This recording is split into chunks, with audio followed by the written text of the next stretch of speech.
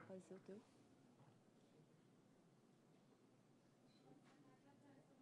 Mas por que você não vai aparecer? Enquanto você fala. Ali apareceu um comentário ali. Não, só aparece aqui, ó. A câmera pega Boa aqui, tarde, boa tarde. Boa tarde a todos os presentes. Pega aqui, não é? Vai pegar até, acho que o fim do microfone aí. Da hora, hein? Ok. No ar? Não, Tá. tá não. Tá. Vixe, Maria. Boa tarde a todos. Nós vamos dar início ao nosso webinar. O objetivo desse webinar é a gente discutir a consulta pública número 10, a audiência pública número 1 de 2019, que foi aberta recentemente pela ANEEL, cujo prazo de contribuições vai até o dia 19 de abril. Essa audiência pública foi precedida de uma consulta pública realizada no ano de 2018, a consulta pública número 10, a realização de um seminário internacional nos dias 20 e 21 de junho do ano passado, e agora nós abrimos essa primeira fase dessa audiência, que hoje nós teremos uma sessão para discutir a planilha que está no âmbito da audiência pública.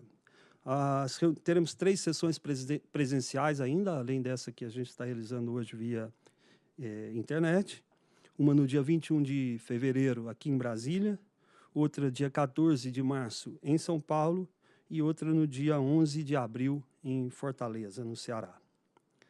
O objetivo como eu disse, é a gente tentar esclarecer todas as dúvidas sobre a metodologia de cálculo adotada na análise de impacto regulatório que está em vigor. Eu agradeço a participação de todos, espero que a gente possa esclarecer o maior número de dúvidas possíveis e receber as melhores contribuições no sentido de aperfeiçoar a proposta de trabalho que está em andamento pela ANEEL, que depois será consolidada numa segunda fase, que será aberta à audiência pública logo em seguida para a contribuição da sociedade. Eu agradeço a participação de todos e vou passar para o Daniel Vieira e a Lívia, que vão fazer a apresentação inicial. Obrigado.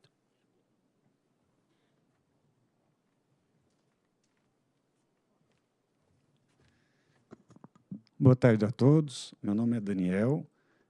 Eu e a Lívia Raj vamos fazer uma primeira apresentação de como é a planilha, como os cálculos foram feitos. O intuito aqui é mostrar para a sociedade como a ANEEL fez cada passo dos cálculos para permitir que a gente receba contribuições que façam com que a audiência seja bastante rica.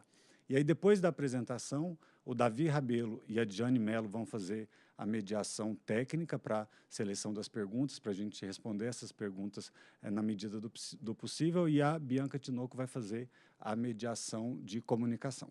Tá bom? Então, vamos lá. A gente trouxe aqui uma pequena apresentação para guiar essa nossa conversa. E aí, para quem ainda não teve acesso nas planilhas, a gente só vai mostrar aqui rapidamente como a gente pode fazer para acessar essas planilhas lá na internet. Então, basta acessar o site da ANEEL, que está aí na tela. A gente clica lá na parte de participação pública e aí clica em audiências públicas. Essa audiência da geração distribuída é a audiência número 001 de 2019. Então, quando você entrar lá na página da audiência pública, que é essa que está aí na tela, você clica lá na audiência 001 e vai abrir essa telinha aí.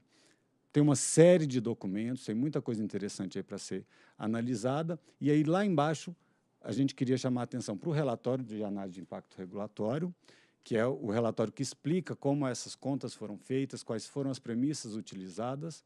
E aí, depois, tem 3 arquivos. Esses 3 arquivos são das planilhas. O primeiro é da microgeração distribuída local sem macro. A gente preparou esse arquivo, que é um arquivo que não permite que a gente faça todos os cálculos, mas é um arquivo um pouco mais didático, que a gente pode utilizar para mostrar como cada parte dos cálculos foi feita. Depois tem um outro arquivo, que é o da microgeração distribuída local, esse outro com macro. E aí ele já tem um programinha que permite que os cálculos sejam feitos com várias variáveis diferentes. E a Lívia vai explicar direitinho como funciona esse programinha com os cálculos. E aí depois tem uma outra planilha para mini geração distribuída remota, evidentemente também com macro, né? Das alternativas que a gente avaliou, só para fazer uma breve recapitulação, a gente tem 6 alternativas. A primeira é manter do jeito que está. Do jeito que está, que é o que a gente chamou de alternativa zero, significaria que toda a energia gerada e injetada pelo micro ou mini gerador na rede fosse valorada pela tarifa cheia, do jeito que é hoje. Ou seja, se o consumidor consumiu 500 e gerou 300, ele vai pagar por 200, que é a diferença. Ou seja, todos os 300 que ele injetou na rede são valorados por algo como se fosse a tarifa contendo todas as componentes. E aí, a alternativa 1 que a gente propõe é que a parte de TUS de fio B, que é a parte da tarifa responsável por cobrir os custos de distribuição, não entre nessa conta. Ou seja, nesse exemplo que a gente acabou de dar, de um consumidor consumir 500 kWh e injetar 300, ele pagaria por 200, que é a diferença entre os 500 e os 300, a tarifa quase toda, exceto a última componente, que é a TUS de fio B. Então, seria 200 vezes todas essas componentes que estão marcadas aí, e a parte de distribuição ele pagaria por todos os 500 que ele absorveu da rede. E aí a gente tem algumas outras alternativas que vão variando de acordo com as partes, com as componentes da tarifa, alternativa 2, 3, 4 e 5. Se alguém tiver dúvida, quiser analisar melhor como essas alternativas se comportam e o que significa cada uma delas, pode olhar o relatório da análise de impacto regulatório ou a nota técnica de abertura da consulta pública que foi feita no meio do ano passado, de 2018, que lá a gente tem esses cálculos, essas alternativas muito bem explicadas. E aí, a ideia é que, para cada uma dessas alternativas, a gente faça o seguinte processo.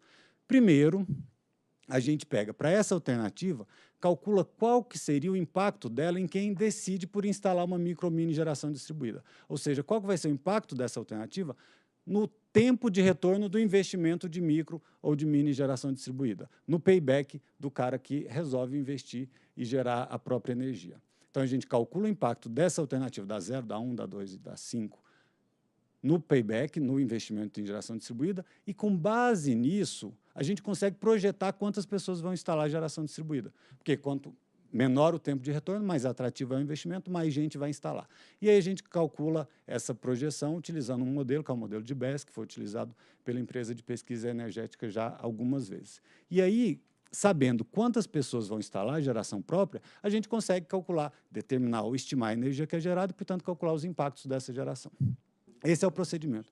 E como que esse procedimento está sendo realizado lá na planilha? Aqui a gente trouxe uma figurinha só para mostrar as abas da planilha da microgeração local sem macro, porque a sem macro está um pouquinho mais simples para ser entendida, para que a gente possa analisar como esse processo é feito na planilha. Depois, a Lívia vai explicar a com macro, que aí permite que a gente faça cálculos bem mais elaborados. Mas a ideia é, nessa planilha sem macro, a gente tem uma primeira aba, que é de dados e resultados, onde a gente colocou bem à vista todas as premissas que a gente utilizou, os valores que a gente utiliza como dados de entrada para calcular tudo isso daqui e chegar lá nos impactos.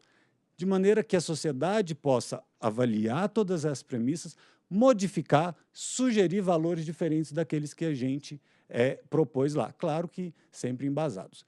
Depois a gente tem uma planilha, uma aba com dados fixos, que são dados de tarifa, radiação, impostos, que são utilizados para fazer todos esses cálculos. E aí a gente tem uma aba para calcular o payback, depois uma outra aba para calcular a projeção, e aí uma aba para calcular o impacto de cada uma das alternativas. E aí esse impacto A transmissão caiu. Caiu, deve fazer uns... Faz tempo já. Mas caiu a rede da ANEEL?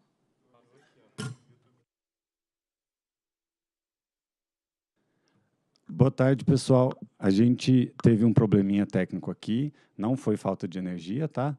Mas a gente já conseguiu solucionar e vai retomar agora a apresentação.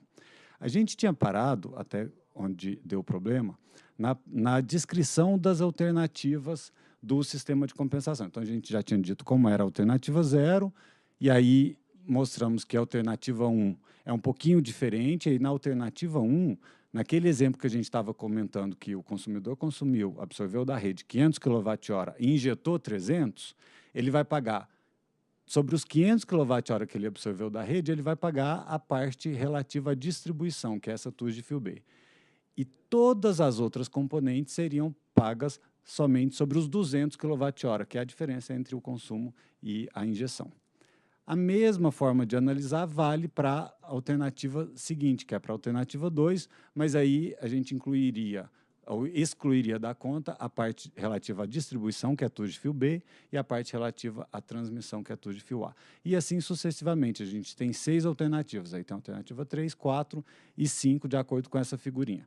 Quem tiver mais alguma dúvida com relação a essas alternativas, pode olhar o relatório de análise de impacto regulatório e a nota técnica de abertura da consulta pública que teve no meio do ano passado sobre esse tema.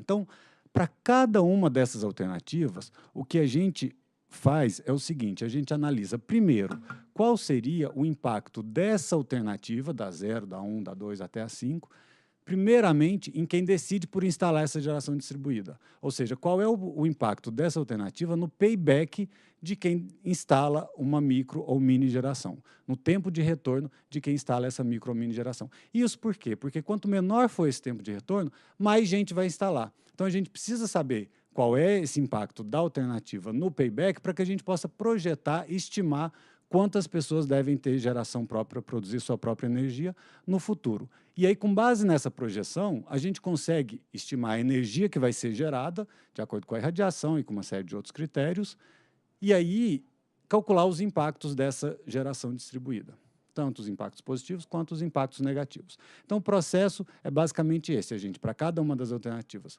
calcula o impacto em quem decide por gerar a própria energia, na micro e mini geração, depois calcula a projeção de acordo com um modelo que chama o modelo de BES, que é um modelo que foi utilizado já pela EPE algumas vezes, a gente usou o mesmo modelo do planejador, e aí depois calcula quais são os impactos dessa geração de acordo com quantas pessoas instalaram. Para fazer esses cálculos, a gente fez aquelas planilhas que a gente mostrou no início da nossa conversa. E aqui a gente trouxe quais são as abas da planilha de geração distribuída local sem macro. Isso porque a local sem macro está um pouquinho mais didática e permite que a gente veja passo a passo como a gente faz esses cálculos.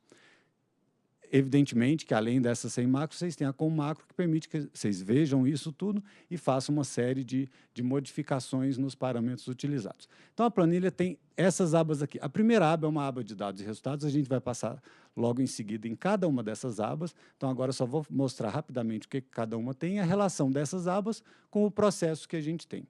Então, a primeira aba é uma aba que já mostra de cara os dados, as premissas que a gente utilizou para fazer as contas e permite que o interessado vá lá e modifique aquelas premissas para valores que ele acha que sejam mais apropriados e já veja de cara também os resultados quando ele faz aquela modificação. A ideia é justamente essa, de dar transparência para a sociedade, para que as pessoas possam modificar os dados de entrada e avaliar quais são os resultados para que possam apresentar contribuições robustas na audiência pública. É claro que na modificação desses dados, a gente teria que ter um embasamento de por que utilizaria um dado diferente daquele que foi proposto lá.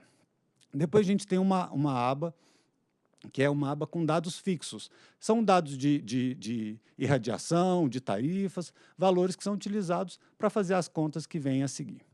Depois a gente tem uma aba de payback. Então, esse payback aqui é calculado nessa aba aqui, na terceira aba da planilha. E aí, na sequência, já tendo calculado o payback, de acordo com cada uma das alternativas para geração distribuída, a gente consegue, então, calcular as projeções. E aí, calculadas as projeções, a gente consegue calcular os impactos. E aí tem uma aba para cada uma das alternativas. Na planilha sem macro, a gente só calculou a alternativa 0 e 1. Na com macro, a gente tem, evidentemente, todas as alternativas. Então, agora vamos passar em cada uma dessas abas aqui da planilha de microgeração local sem macro. A primeira é a de dados e resultados. E aqui estão os dados que a gente colocou lá para a análise de vocês. O primeiro é o daqui da distribuidora. E aí, aqui está selecionado Brasil, que é um dos dados fixos que está lá, que é basicamente uma média ponderada dos dados de todas as regiões do país. E aí as contas, os cálculos foram todos feitos considerando o Brasil. É possível ir lá e trocar para cada uma das distribuidoras, mas as contas foram feitas todas considerando o Brasil e depois a gente proporcionaliza para cada área de concessão por simplicidade. Depois a gente tem um conjunto de dados que são relativos à geração distribuída, ao sistema de geração, que são custos, como é que a gente calcula a energia gerada, esse tipo de coisa. Na sequência, a gente tem dados que são utilizados para cálculo das projeções, que são daquele modelo de BES que a EPE utilizou e que a gente comentou aqui no slide anterior. E os outros dados são dados que a gente utiliza, então, para o cálculo dos impactos. Uma vez vistos esses dados, a gente passa a ver como é que são... só quem quiser dar uma olhadinha melhor, esses dados são todos explicados na tabela 6, lá do relatório de AIR, que está lá na internet. Além desses dados, essa primeira aba tem também aqui já os resultados de cara, de maneira que, se você quiser alterar qualquer um desses valores aqui, você já consegue ver qual que é o resultado dessa alteração no resultado final. Para a planilha sem macro, a gente tem só a alternativa 0 e a alternativa 1, mas para a planilha com macro, a gente tem todas as alternativas, evidentemente. E aí, um ponto importante que a gente queria esclarecer aqui é como interpretar esses resultados. O que a gente tem apresentado aqui? Já já a gente vai explicar como é que a gente calculou, mas agora vamos ver como é que a gente interpreta isso. Aqui a gente tem, por exemplo, para a alternativa 0, qual que seria o VPL do setor? Se eu mudar de alternativa, é claro que hoje vale a 0. Então, se eu mudar em 2025 para 0, isso significa manter a alternativa 0 durante todo o período de análise, o período até 2035, tá? Para a alternativa 0, então, se eu mantivesse ela durante todo o período, eu teria um prejuízo para os demais consumidores e para as distribuidoras. Então, seria um impacto negativo para os demais consumidores, que podia ser traduzido em aumento tarifário, da ordem de 4,7 bilhões de reais. Mas teria bastante geração distribuída. A gente chegaria em 3 milhões de unidades consumidoras com GD em 2035. Aqui tem um errinho de apresentação, tá? Não é em reais, não. Aqui a quantidade de unidades consumidoras é em números, tá?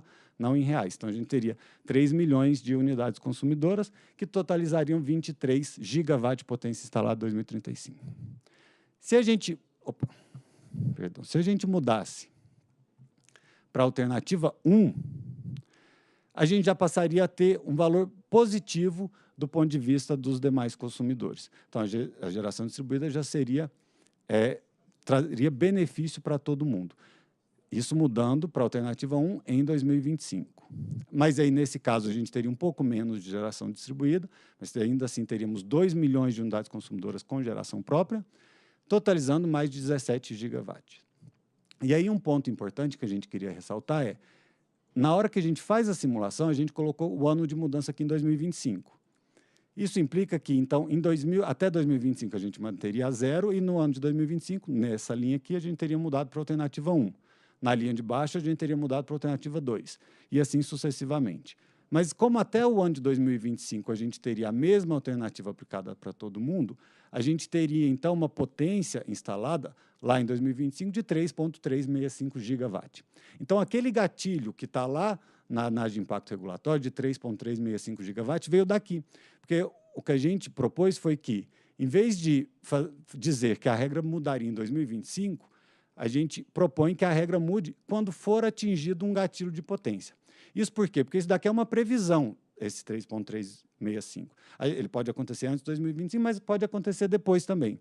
Se a gente, como o impacto tem a ver com a potência realmente instalada, se a gente coloca o gatilho em termos de potência e não de ano, a gente consegue diminuir a imprecisão dessa previsão.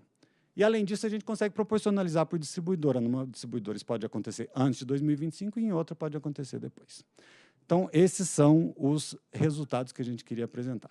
A tabela de dados fixos, que é essa segunda planilha, basicamente apresenta uma série de dados que estão lá para vocês poderem analisar e questionar se achar que tem algum dado lá que está errado. E, no finalzinho, tem os dados do Brasil, que são nada mais do que uma média ponderada dos dados de todas as outras distribuidoras. Claro que média ponderada com relação à tarifa, esse tipo de coisa. Com relação ao número de unidades consumidoras, por exemplo, é simplesmente a soma. Depois, então, a gente calcula o payback. Esse payback é calculado nessa planilha que basicamente pega os dados aqui lá dos dados de entrada e aí estima os benefícios que a geração distribuída traria, de acordo com cada uma das alternativas, a economia que o consumidor vai ter, que ele deixa de pagar de energia elétrica, ou seja, deixa de pagar para a distribuidora, e a economia que ele vai ter com impostos que ele eventualmente deixa de pagar. E aqui a gente fez questão de colocar separadamente o valor da tarifa que é utilizado para cada um, tanto para a distribuidora quanto para impostos, de maneira que a sociedade, se quiser, possa avaliar eventuais políticas públicas que modifiquem a aplicação de ICMS, por exemplo, avaliar o impacto delas no resultado final. E aí basta vir aqui modificar esse valor de tarifa. Então, a gente calcula aqui as economias e aqui embaixo a gente calcula os custos. O custo de instalação, de troca do inversor e, por exemplo, o custo de pagamento do custo de disponibilidade, que é um custo que o consumidor que instala a geração distribuída pode ter que pagar ao longo do tempo. Calculando esses custos e benefícios, a gente teria aqui, então, um fluxo de caixa acumulado. E aí, quando esse fluxo de caixa deixa de ser negativo e vira positivo, a gente tem, então, o tempo de retorno do investimento.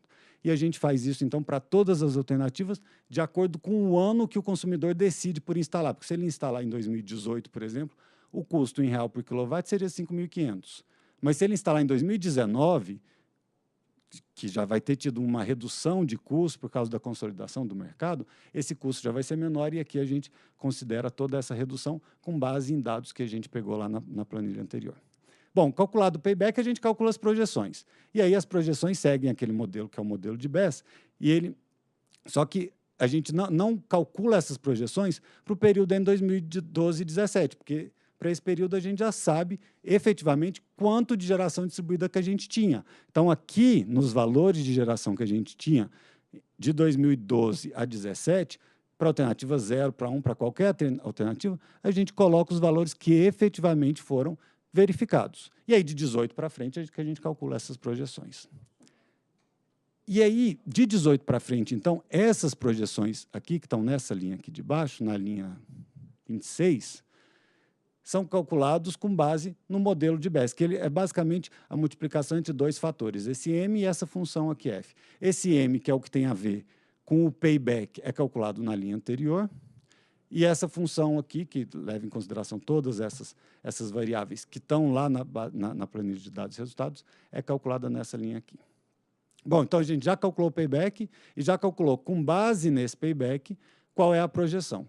Calculada a projeção, a gente pode, então, calcular os impactos. Então, a gente pega das planilhas anteriores o payback e a projeção, e, com base nisso, calcula a energia que essa geração distribuída vai gerar em cada ano. E essa energia, a gente consegue dividir ela dependendo do ano de entrada da geração. Então, se for antes de mudança da norma ou depois da mudança da norma, que ela vai ser valorada de uma forma diferente, dependendo da alternativa que a gente considera, a gente coloca de maneira separada cada uma dessas energias aqui nessas linhas seguintes.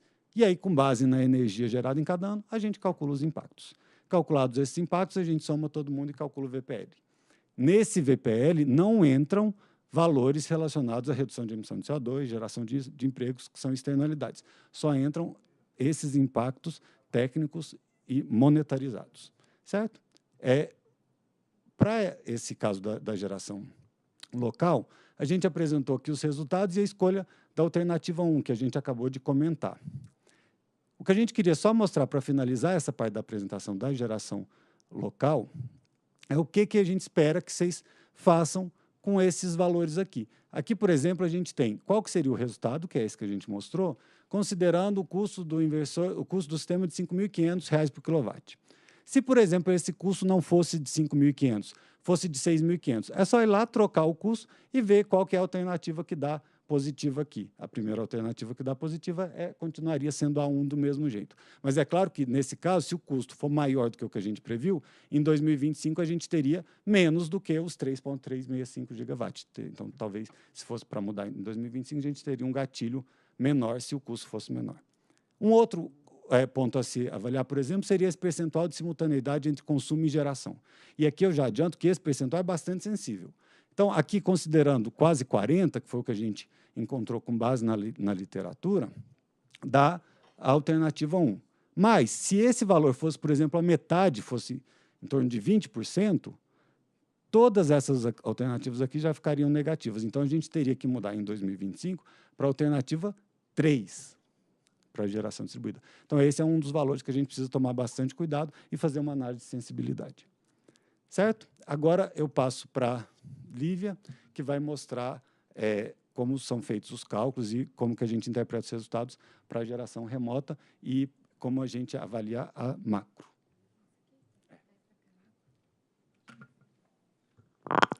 Olá, pessoal. Boa tarde a todos. Eu vou dar continuidade aqui à apresentação do Daniel. A ideia é mostrar um pouco aqui de como é que funcionam as planilhas com macro. A gente tem duas planilhas, uma para GD local e outra para GD remota. A imagem que vocês estão vendo aí é da mini geração remota, mas elas são bem similares. Eu vou apresentar aqui a da remota, mas muita coisa aqui se aplica à planilha da GD local. Tá? Por que a gente optou fazer por macro? Porque a macro nos permitiu um maior número de simulações, variar mais os dados de entrada, ver a sensibilidade dos resultados em relação a esses dados de entrada, coisa que a gente não conseguiu fazer apenas com as células do Excel. Tá? Então, a gente optou por fazer por macro, mas a gente apresenta a metodologia, né, de uma forma mais simples na planilha que o Daniel acabou de explicar. Tá certo? Para executar a macro, né, uma vez atualizados ali os dados de entrada, nessa tela tem tantos dados de entradas, né, na aba dados e resultados, eu tenho tantos dados de entrada quanto a tabela de resultados. Para atualizar, então, os resultados, basta eu clicar aqui nesse botãozinho calcular. Tá? Isso aí vai chamar, então, a macro e vai executar toda a rotina que a gente desenvolveu na macro do Excel. Certo? Eu vou passar aqui rapidamente para mostrar como é que está estruturada essa macro. Quando você, então, clica ali no botão calcular, ele vai chamar uma subrotina que chama atualizar simulação, que vai atualizar aqui os dados conforme a entrada que vocês colocaram ali, os dados de entrada. Essa subrotina ela vai chamar outra subrotina, que chama calque principal. Essa subrotina calque principal, ela tem todo o cerne da metodologia, vocês vão conseguir enxergar toda a metodologia que o Daniel acabou de explicar nessa subrotina. Por quê? Porque ela tem um loopzinho ali interno que ela percorre todos os anos de simulação, né? Desde 2018 a 2035, que é a nossa janela aí de análise. Né? E para cada um desses anos, ela chama uma função que é calc payback, que vai calcular o payback, e o payback, por sua vez, vai ser a entrada de uma outra função, que é calc projeção ano, que vai calcular a projeção da GD ano a ano, a depender do payback que foi calculado para aquele ano. Isso porque o payback ele varia ano a ano, né? Os custos dos equipamentos variam e outras variáveis também se alteram. Ok? Então, isso é calculado de 2018 a 2035. Uma vez, então, findado esse loop, é chamada uma outra função, ainda dentro dessa subrotina calque principal, que vai calcular os custos, os benefícios e o VPL do ponto de vista dos demais usuários da rede de distribuição e da distribuidora, que a gente chamou aqui de calque VPL setor. Certo? Só para ver um pouquinho aqui a cara, né, dos scripts, a gente não vai entrar aqui no detalhe, essa não é a ideia. Mas só para vocês terem mais ou menos uma noção de como é que funciona. Essa aqui é a subrotina atualizar simulação, que atualiza aqui alguns dados de entrada, considera se tem ou não a tarifa binômio. É aqui que ela faz essa alocação de algumas variáveis. Em seguida, a gente tem a subrotina calque principal, que ela é chamada dentro da subrotina atualizar simulação. E aqui que a gente verifica aquele loop que eu havia mencionado, né, que considera o ano compra, que na verdade é o ano de instalação da GD, desde o ano de início até o ano fim, que é de 2018 até 2035. E ela vai chamar essa subrotina, ela chama na sequência a função que calcula o payback e, em seguida, a função que vai calcular a projeção para cada um desses anos. Ok? Essa daqui, então, é a função payback, que é chamada naquela subrotina, né? E aí a gente constrói, então, todo o fluxo de caixa do ponto de vista de quem instala a GD, e por meio desse fluxo de caixa, a gente consegue extrair o tempo de retorno daquele investimento, no caso o payback, e esse payback, então, vai ser a entrada da outra função, que calcula a projeção para aquele ano. E, por fim, então, a função que calcula o VPL do setor, que calcula os custos, os benefícios, que o Daniel havia mencionado. E aqui a gente gostaria de pontuar uma particularidade, né, da planilha que simula a mini geração remota, que a gente tem dois gatilhos. Né? A gente sugeriu ali na nossa proposta um gatilho, o primeiro gatilho acontecendo em 2022 e um segundo gatilho acontecendo em 2025. Né? Essa potência aqui do ano gatilho que aparece na planilha de resultados é, na verdade, a potência que a gente espera ter no segundo gatilho, que é em 2025, certo? Isso a gente optou por definir, né, o gatilho, o Daniel já havia mencionado. A gente optou por definir o gatilho em potência e não por data, porque as nossas previsões podem não se concretizar. Então, é preciso tendo em vista que elas podem não se concretizar e que o impacto ele vem dessa potência instalada, da energia gerada pela totalidade dos sistemas, nós optamos definir esse gatilho em potência. Se vocês quiserem, então, calcular o gatilho, a potência instalada no momento do primeiro gatilho, que se daria em 2022, basta colocar nesses dois campos, aí, tanto no gatilho, no primeiro gatilho, quanto no segundo gatilho, em termos de data, né, colocar a data de 2022. E aí vocês vão ter ali naquela planilha de resultados, naquela tabela de resultados, a potência que a gente espera ter, né, no final de 2021, na verdade, que seria a potência do primeiro gatilho, certo? E aqui são os resultados que a gente já disponibilizou para vocês, né, na AP. A proposta da ANEEL para nessa primeira fase. Na nossa proposta, então, a gente sugere que seja mantida a alternativa 0 até que fosse atingido o gatilho, né, a potência instalada de 3,36 gigawatts. Quando, então, seria aplicada a alternativa 1. Tá? Isso para GD local. Para GD remota, inicialmente, a gente tinha sugerido, né, tinha como proposta aplicar a alternativa 3 já no ano de 2020, quando da vigência da norma, mas a gente verificou pelas nossas projeções que isso, de certa forma, estagnaria o mercado por algum tempo, e depois ele voltaria a crescer quando os custos, né, dos sistemas abaixassem um pouco. Então, nós fizemos uma proposta com uma certa regra de transição, em que fosse mantida a alternativa 0 até o final de 2021, né? Na verdade, até quando atingido o gatilho de 1,25 gigawatts, quando, então, seria aplicada a alternativa 1, e, em seguida, depois de um segundo gatilho, né, quando atingida a potência instalada nacional, né, de 2,13 gigawatts, proporcionalizado por mercado, né, pelo mercado de cada distribuidor. Então, isso poderia acontecer antes ou depois, a depender da distribuidora, quando, então, seria aplicada a alternativa 3, por fim. Certo? Então, a gente teria aí uma regra de transição no caso da GD remota. Aqui a gente gostaria de apontar um erro que nós encontramos na macro depois de disponibilizar as planilhas para vocês no link da AP. Tá? Esse erro, na verdade, ele foi encontrado na função calc VPL setor, e ele consistiu do seguinte ponto.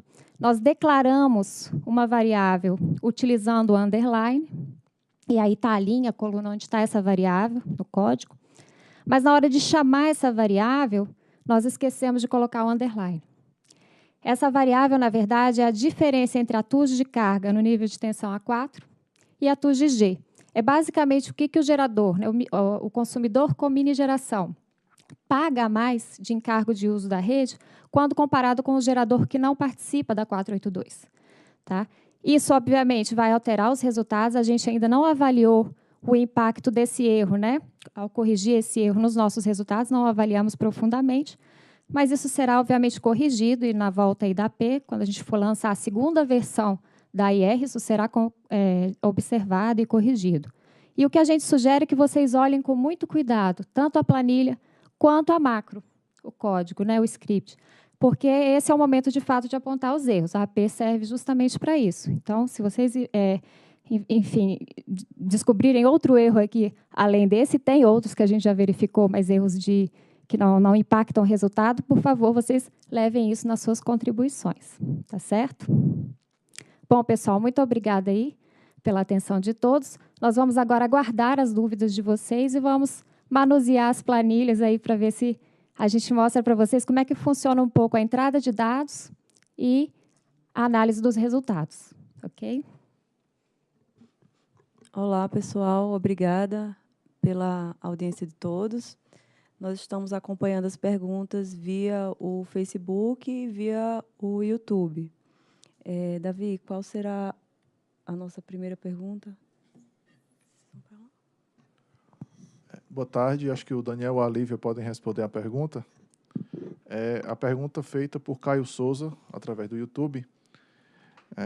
Ele pergunta, nessa proposta, as unidades de geração distribuída que entrarem em funcionamento antes da norma vão manter as condições atuais em todo o seu período de funcionamento ou vão ser regidos pela nova regra? Está tendo discussão, o pessoal quer saber quanto tempo mantém a regra de quem entrou antes do gatilho, quem entrar hoje, e quem entrar depois do gatilho, tá? Muito obrigado pela pergunta. Enquanto a gente mostra a pergunta, eu queria mostrar a pergunta já aproveitando a planilha, porque daí a gente ensina vocês a simularem qualquer alteração nesses tempos na planilha que está disponível. Então, essa planilha que está aí na tela de vocês é a planilha da mini geração remota.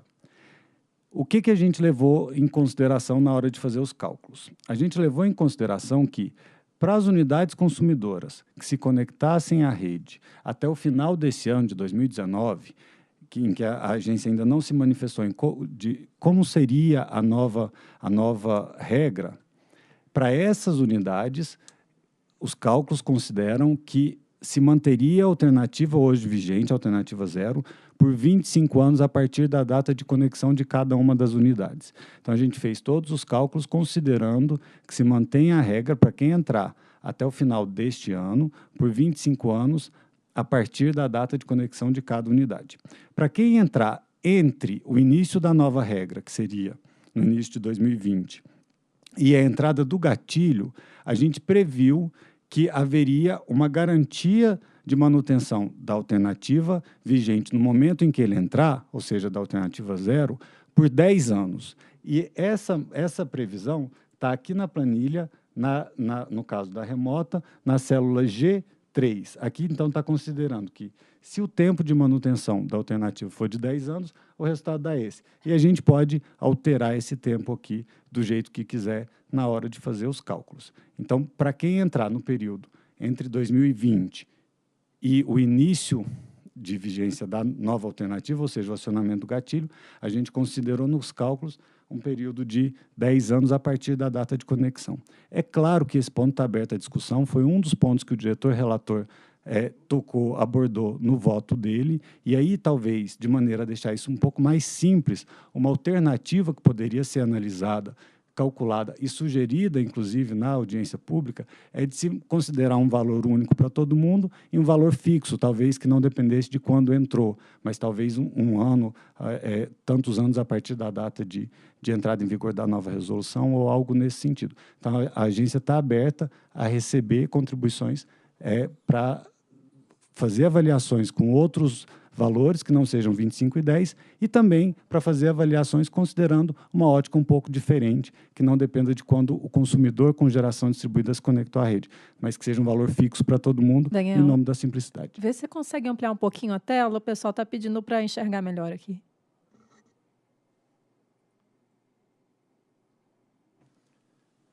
Melhorou? Pessoal, melhorou a visualização da tela? Acho que pode aumentar um pouquinho mais, Daniel, se puder.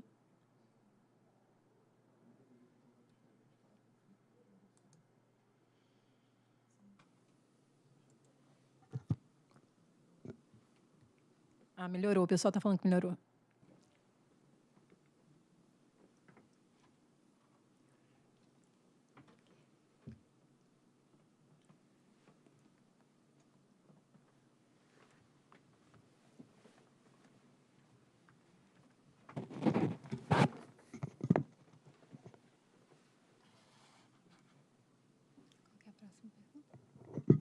A próxima pergunta foi da Roberta, e ela questionou sobre o que nós chamamos de externalidades, Daniel. Ela perguntou se foram considerados os benefícios ambientais. Roberta? Sim, Roberta. Roberta, na verdade, nós não consideramos essas externalidades no cálculo do VPL, né, até porque não é a nossa seara, Mas no momento que a gente tinha aqui, por exemplo, no caso da remota, 3 alternativas que pareciam que estavam bem próximas em termos de VPL, nós utilizamos as externalidades como um desempate, até porque, né, sendo externalidades positivas, a gente entendeu que elas deveriam ser consideradas, tá? Mas a gente não monetizou nenhuma dessas externalidades, a gente apenas quantificou, elas dependem da potência instalada, né, da energia gerada. O Daniel quer complementar aqui. Pode complementar. Mas só deixar claro que a agência está aberta para que, se a sociedade tiver métodos consolidados que permitam que a gente considere os impactos monetizados de redução de emissão de CO2, de geração de empregos e essas outras externalidades, a gente pede que esses métodos sejam apresentados para que a gente possa avaliar se a gente consegue considerar esses valores no resultado final. Existe hoje uma discussão muito grande com relação a esses métodos, existem vários métodos diferentes, então a gente precisaria que a sociedade contribuísse com métodos consolidados e confiáveis para que a gente pudesse avaliar se a gente conseguiria considerar esses métodos no cálculo do VPL, né? Daniel e Lívia, outra pergunta que chegou pelo YouTube, Rafael Citelli Crivellaro pergunta qual foi a inflação da energia considerada no cálculo.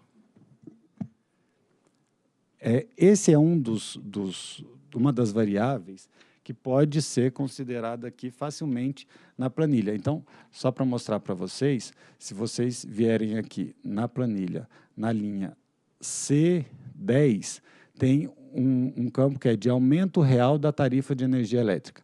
A gente considerou zero, a gente considerou que não haveria um aumento acima da inflação da tarifa de energia elétrica.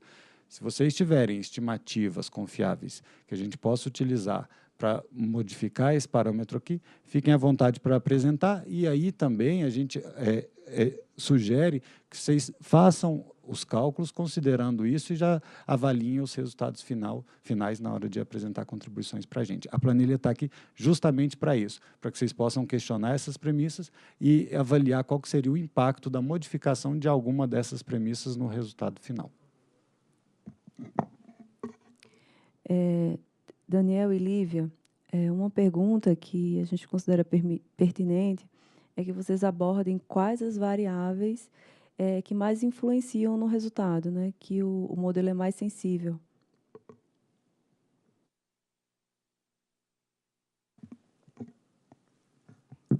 Bom, uma das variáveis que a gente verificou aqui na nossa análise de sensibilidade, que tem um grande impacto, é a valoração da energia evitada, né, Daniel, que está aqui nesse campo. Eu já vou localizar aqui a linha para vocês. 24, isso, do Excel aqui, ó. A gente utilizou o CME, né, Daniel, aqui para valoração da energia evitada. A gente teve participação aqui de outras áreas da ANEEL, mas esse é um valor que, de fato, tem um grande impacto. E a outra questão, né, no caso da GD local, a simultaneidade, como vocês viram pelo resultado que o Daniel apresentou, também tem um grande impacto. Se a gente considera uma simultaneidade de 40%, em torno de, ou uma simultaneidade de 20%, a gente vê que os resultados se alteram bastante, né? Esses são, talvez, os principais pontos aí que a gente verificou que influenciam bem no resultado.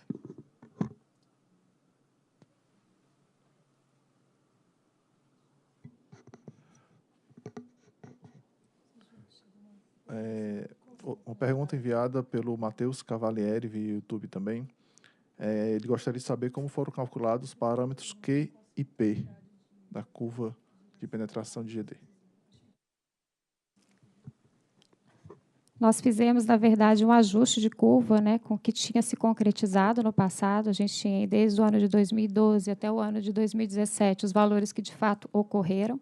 E a gente tinha uma estimativa aí do mercado potencial, com base em quem mora em residência, enfim, o mercado potencial adotante, né, da GD. Então, a gente fez um ajuste de curva e variamos os valores de P e Q aí dentro de uma margem que são aceitáveis, né? Eles têm uma margem aí de valores aceitável, e aí a gente variou esses valores até que a curva fosse melhor ajustada, tá? Então, foi um ajuste de curva com o que, de fato, se concretizou no passado.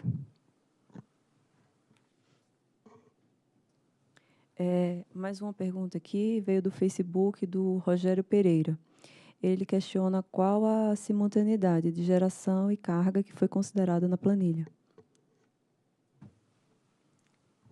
Nós consideramos um estudo que foi realizado em um projeto de P&D pela Unicamp e CPFL. Na verdade, eles nos deram essa média, né, de valores. Foi até a CPFL que apresentou esse valor para a gente, porque é o dado que a gente tem, de fato, de medição, né, aqui no Brasil. Mas também temos dados que a gente tem aí, outras referências, né, de outros países, que são valores mais ou menos em torno disso, 30%, 40%, 20%, a depender se é residencial, comercial, né, a depender do tipo de consumidor. Tá? Mas, basicamente, esse valor que a gente adotou aqui foi de uma contribuição da CPFL.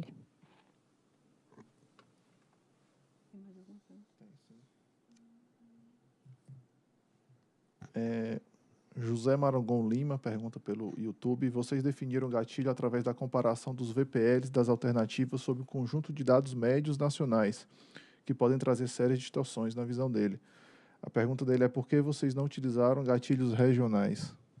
Gente, só para esclarecer, o pessoal está perguntando aqui de onde que vieram essas contribuições da distribuidora, porque assim, os consumidores só estão opinando agora, né? Quer dizer, só estão tomando conhecimento da audiência agora e não conheceram os passos anteriores pelos quais a discussão já passou. Então, se vocês puderem, antes de responder a pergunta que o Davi leu, só dar um rápido retrospecto de como é que foi a discussão toda até chegar a essa audiência pública, eu acho importante também.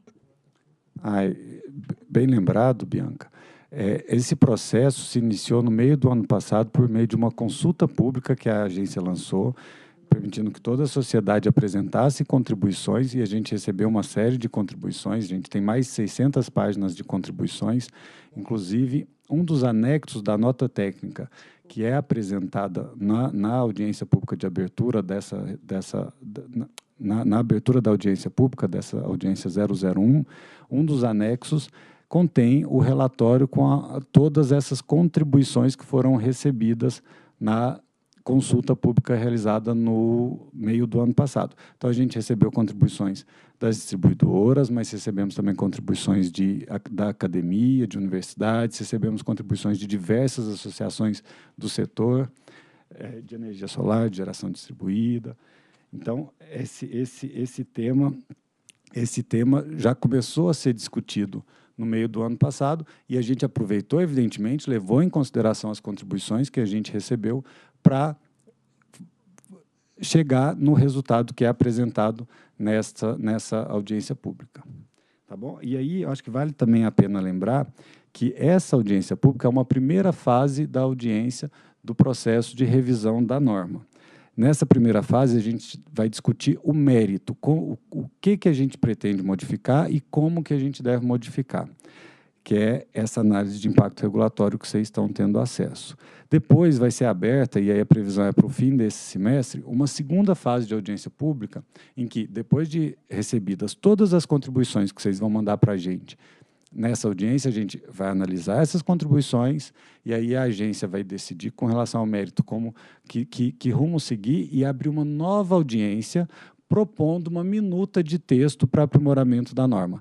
E aí essa nova audiência deve ser aberta até o meio desse ano. Nessa nova audiência, vocês vão ter também a possibilidade de contribuir com outras questões, com relação a atendimento de prazos pelas distribuidoras, à seção 3.7 lá do Prodist, que trata do acesso, a pagamento de participação financeira. Esses outros aspectos também vão ser todos discutidos nessa segunda audiência pública, que deve ser aberta no final desse primeiro semestre de 2019.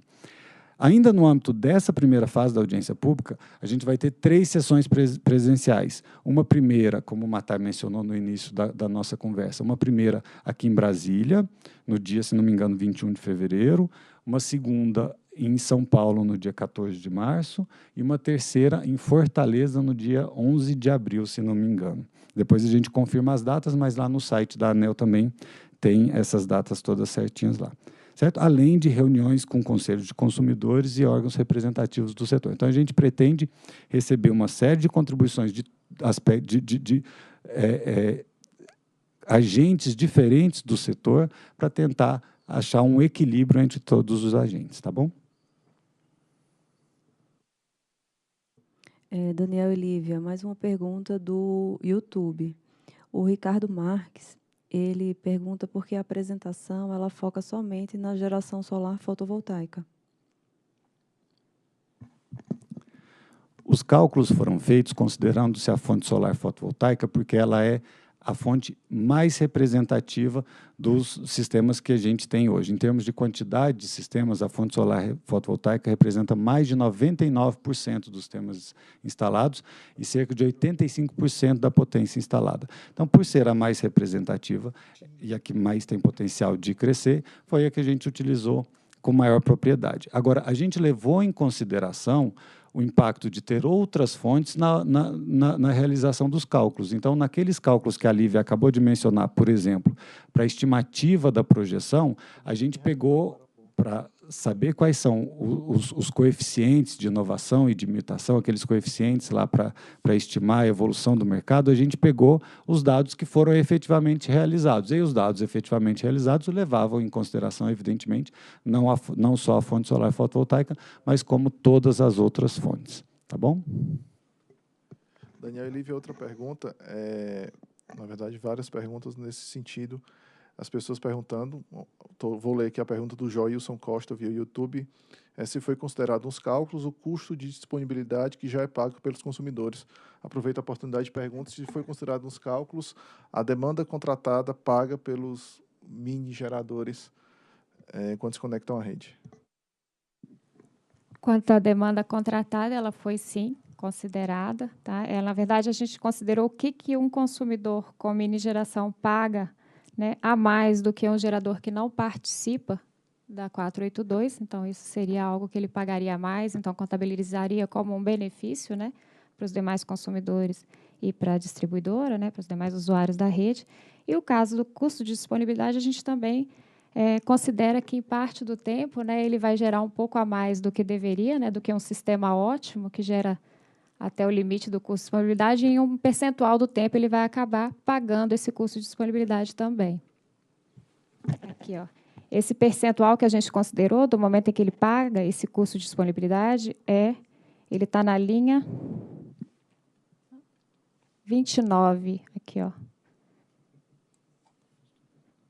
Esse é o custo de disponibilidade, a gente considerou um sistema trifásico, tá? Vocês podem alterar isso também. Para considerar um sistema que não seja trifásico, basta alterar o custo de disponibilidade aqui. E o percentual de ajuste geração-consumo. Na verdade, quando é o percentual do tempo em que a geração não se ajustou de forma ótima ao ponto dele não ter que pagar o custo de disponibilidade, daquele custo de disponibilidade que ele pagar ser, de fato, um consumo que ele teve naquele mês.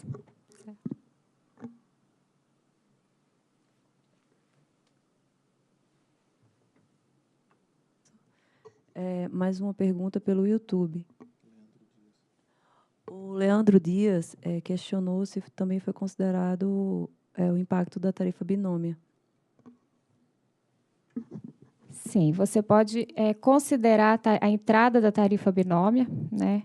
Aqui a gente tem uma variável na linha 38 dos dados de entrada.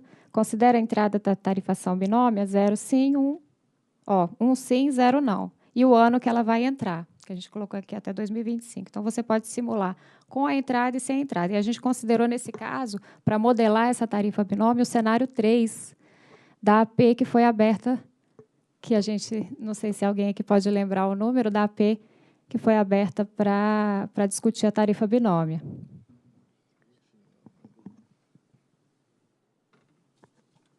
Salvo engano, é a 59 de 2018. Perfeito.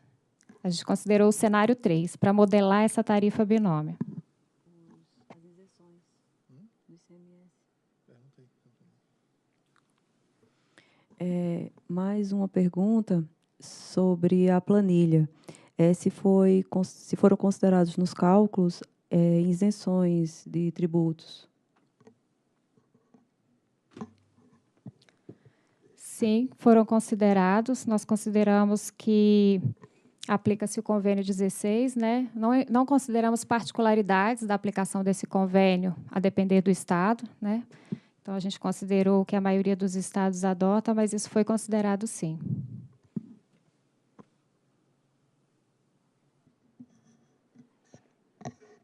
As pessoas estão perguntando aqui via Facebook e via YouTube com quem ficam os ganhos da implantação de geração distribuída. Se a distribuidora que arca com esses ganhos, que acaba ficando para ela, como é que são contabilizados esses ganhos? A geração distribuída traz alguns benefícios positivos, como, por exemplo, redução de perdas, que, num primeiro momento, podem ser encarados como um benefício para a distribuidora, mas que depois são incorporados à tarifa de todos os demais consumidores. E daí ficaria como um benefício para todos os demais consumidores. A mesma coisa acontece com relação ao impacto dessa geração distribuída, como perda de mercado da distribuidora. Num primeiro momento, essa perda fica para a distribuidora, não é repassada para os demais consumidores, mas, num segundo momento, essa perda é sim, ou pode ser sim, repassada para os demais consumidores na forma de um aumento tarifário. Então, esses benefícios da geração distribuída são, no fim das contas, no longo prazo, absorvidos pelos demais consumidores na forma de uma redução tarifária, se essa redução, se esses benefícios forem maiores do que os custos que eles trazem.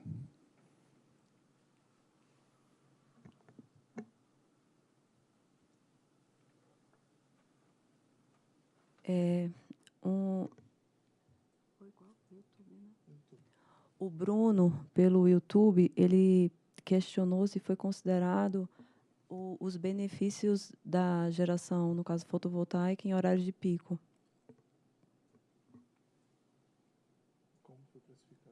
E como foi precificado esse benefício?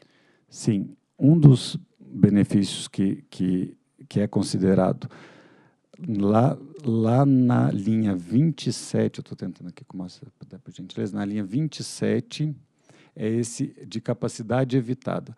Basicamente, esse benefício que está sendo considerado aqui seria o efeito que essa geração pode ter num momento de pico do sistema elétrico como um todo, não no momento de pico das distribuidoras, porque, em muitos casos, em muitos alimentadores das distribuidoras, o pico acontece à noite.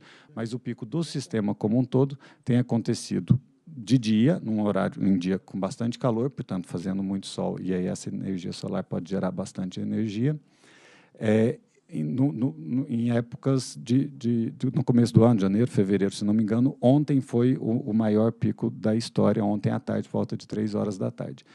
E aí esse benefício é considerado nessa linha aí, nessa linha 27, esse benefício de redução da capacidade evitada, que é a geração distribuída solar. A gente assume que essa geração solar fotovoltaica pode fazer com que o pico do sistema seja um pouquinho menor do que o que ele seria se não tivesse essa geração solar gerando no momento de pico. Então, a gente considera, sim, esse benefício, tá?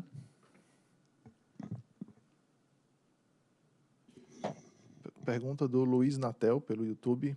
Quem não utiliza as energias renováveis, acredito que ele quis dizer que quem não instalou micro e mini geração, se ele pagará mais do que os que utilizam.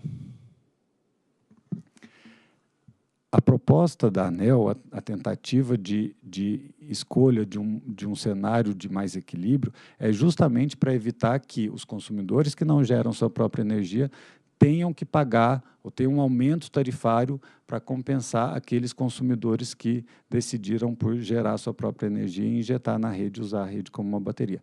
Então, todo esse trabalho que a ANEEL está fazendo é no sentido de tentar fazer com que a geração distribuída seja mais sustentável e não impacte negativamente nos demais consumidores.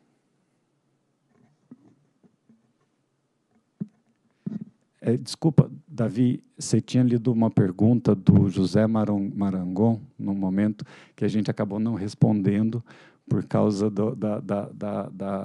das considerações com relação à consulta pública que tinha sido aberta. Se não me engano, a pergunta era sobre as distorções que a gente incorreria em ter utilizado o valor do Brasil como um todo como parâmetro e não para cada distribuidora separadamente. De fato, a gente é ciente de que pode haver distorções nesse sentido e é por isso mesmo que a gente disponibilizou a planilha com a possibilidade de se fazer os cálculos para qualquer área de concessão, para se avaliar essas distorções, e aí basta a gente considerar aqui no lugar do Brasil qualquer uma das distribuidoras que aparecem aqui. Agora, é importante levar em consideração que a gente, na hora de implementar qualquer regulação, a gente precisa considerar a simplicidade do modelo adotado e tentar fazer algo que seja implementável. Então, se a gente tentasse fazer isso para cada distribuidora, por mais que talvez a gente incorresse em menos riscos dessa natureza, a gente teria um modelo muito mais complexo de implementação. Por isso que a gente optou por fazer uma regra para o Brasil como um todo, com um gatilho que é determinado em termos de potência e que possa ser proporcionalizado para cada distribuidora com base no mercado daquela distribuidora. Então, essa é a proposta, mas a planilha está aí para que a sociedade possa nos ajudar a avaliar todos esses impactos e eventuais distorções que possam acontecer em cada área de concessão.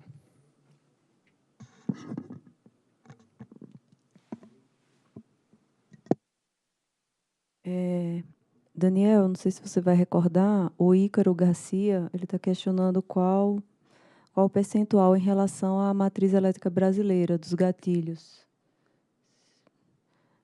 Ícaro, a gente precisa avaliar, comparar, né, com a matriz elétrica brasileira, a gente tem que identificar esses números.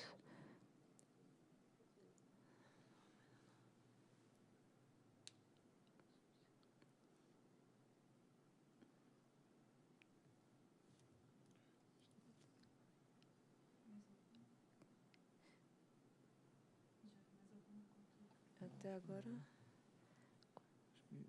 Faz encerramento, Bianca? Não, você faz.